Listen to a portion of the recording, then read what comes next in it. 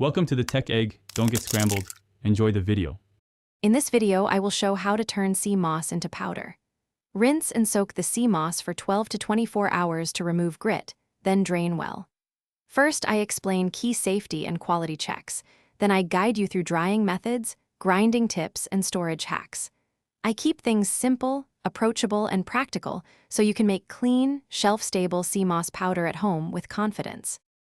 Start by rinsing and sorting your sea moss gently to remove sand and bits. Soak in clean, non-chlorinated water for 12 to 24 hours, changing the water if cloudy. Drain and pat pieces dry to speed the drying process.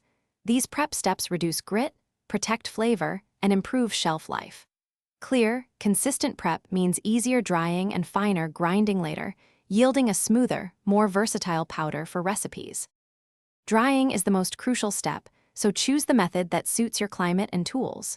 Use a dehydrator on low heat or bake briefly on the lowest setting with the door ajar, monitoring closely to avoid burning. Once fully crisp, grind in small batches until powdery, then sift for uniformity. I share practical tips to prevent clumping and retain color, plus options for quick testing so you get consistent results every time. Thanks for watching. Consider subscribing if I helped unscramble your problems.